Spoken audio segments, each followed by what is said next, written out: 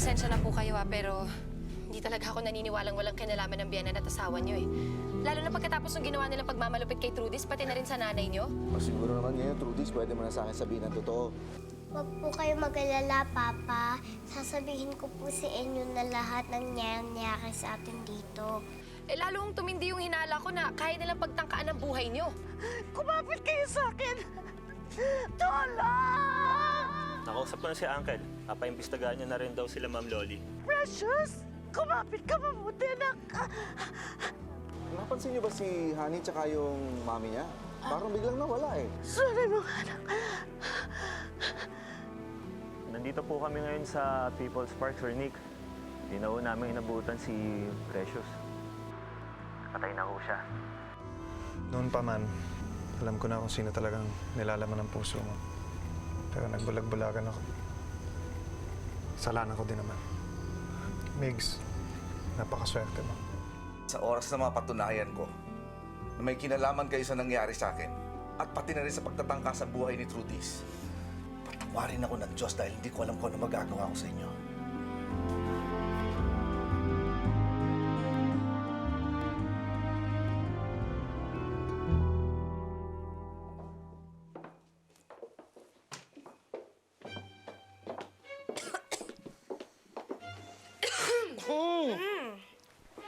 Sabi ni Sir, dito daw kayo matutulog ngayong gabi. Ano? Eh paano kung may ahas dito? Nako, wag ko kayo mag-alala. Siguradong mas takot ang ahas sa inyo. Ay, pinapainit pong ulo ko, Leba! Ang sabi din ni Sir, kapag umangal kayo, pwede na kayong umalis. At saka nakakalimutan nyo ata, kung hindi dahil kay Trudis, wala kayo dito. Close kami ni Trudis. So, paano? Good night! Oh! Patayin ko kayong lahat! Kapal mukha? Kung sino? Ako, salamat naman. Sa wakas, mukhang sumisikat na ang araw sa loob ng bahay na ito.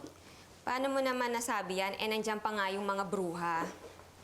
Naku aalis na rin naman sila mamaya. Hindi naman papayag si Sir na dumito sila. Pinagbigyan lang niya si Trudis.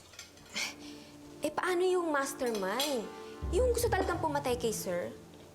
Mahuhuli rin yung mga yun. Tsaka, malakas ang kutob ko na, Sana nga, Leb. Pero, malay natin. Baka naman, sa akin na mahulog ang kalooban ni Sir. Ba, nangyayari yung kayo sa soap opera, no? Kapag walang naaalala yung bida, nakakahanap ito ng bagong pag-ibig. Naku, baka sa akin na susunod na mailove si Sir, di ba? Ano sa tingin mo? Hoy, Aray ko. bago sa'yo, sa akin muna, no? Ako, puro naman tayo kalokohan eh. Ay, si Trudis at saka si Ma'am Hershey, tulungan mo akong ibaba sila, ha? Dali. Sige. Halika na.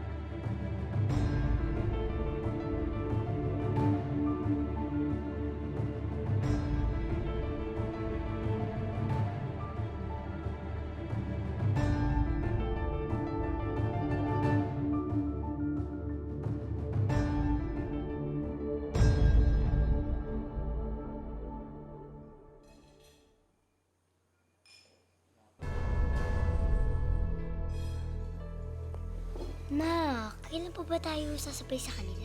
Bakit? Gusto mo maunang mamatay? Hindi ka pwedeng maunang kumain.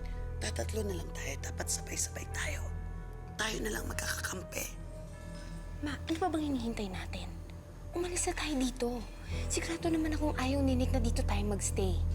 Hihintayin pa ba natin na damputin tayo ng mga pulis? Basta, aalis din tayo. Gusto ko lang munang masaksihan ito.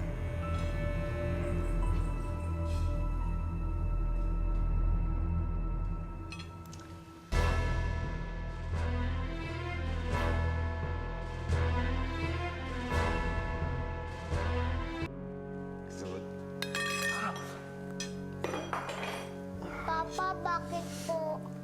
Anak, magpatingin kaya tayo sa doktor. Sir, madalas pong sumasakit ang ulo niyo?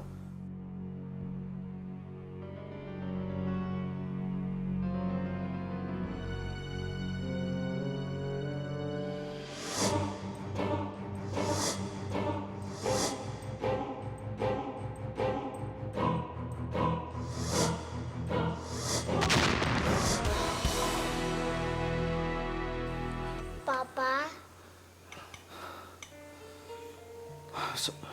Sorry, anak, ha. Naalala ko lang si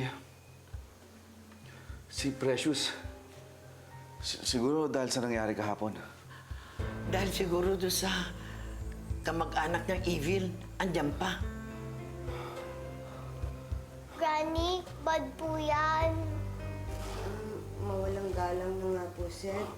Eh, baka nga po na-stress kayo kasi andyan lang naman sila sa paligid. Siguro nga, baka dapat sa labas na lang tayo kumain. Yaya lang, pakitulungan mo akong ayusan na lang sila. Please. O sige. Okay, Yaya lang ka muna, ha?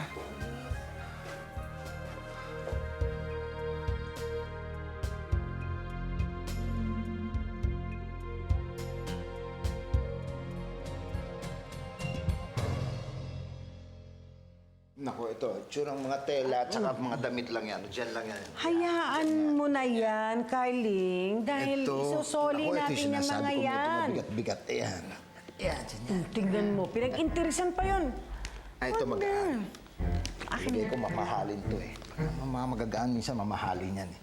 Yan, yan. Tigilan mo na yan. Nay, Tay. Ano ang ginagawa niyo dyan? Pinaghihiwa-hiwala yung mapapakinabangan sa hindi. Itong nanay mo, isusoli daw lahat. Ay, dapat Sabuhan lang. na. Dapat lang dahil hindi naman natuloy yung kasal. Nakakaya kay Ronnie. Naku, nakausap na ba kayo?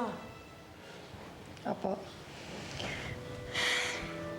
Mabuti na lang talaga at naunawaan niya ang lahat. Napakabuti niyang tao, no? Nakita niyo yan? Sinabi ko naman sa inyo eh. Tama ang pagkilatis ko sa taong yun. Oh, Tignan mo to. Tignan mo tong taong to. Pinigil-pigilan mo yung anak mo magpakasal doon, tas ngayon parang nanghihinayang ka. Eh bakit? Mabuting tao din naman si Migs, ah. Opo, Nay. At napatunayan ko rin yun. Kaya nga nagpapasalamat ako dito kay Tatay dahil kundi dahil sa kanya, hindi kami magkakaroon ng isa pang pagkakataon ni Migs, di ba? Sa wakas, may nagawa ring tama itong tatay mo. Sa wakas. Mabuti na lang. Lagi mo lang kasi hinahanapan ako ng diferensya. Lalabas muna ako. Doon muna ako sa... Uy, iwan mo yan. Baka makalusot. Hindi, hindi makakalusot.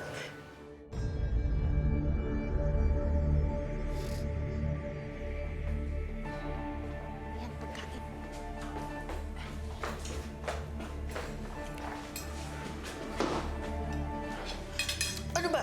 Ano ba? Huwag kayong kakain. Bakit?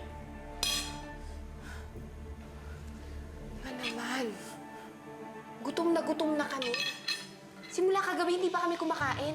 Puro lang kami kagat ng surot sa likod. Bakit ba puro reklamo kayo ng reklamo? Wala na kayong ginawa kundi puro magreklamo kayo. Palalayasin na tayo sa bahay na to. At malamang sa kulungan ng tuloy natin. Bakit hindi nyo na lang ako tulungan na mag-isip kung ano ang dapat natin gawin at kung paano natin maililigpit ang mag-amang yon? Naiintindihan nyo ba yon? Ha? Naiintindihan nyo? Mabuti pa si Ate Precious nyo. Kawawa naman ang Ate Precious nyo.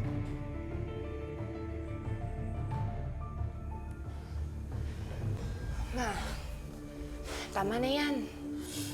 Andito pa naman kami.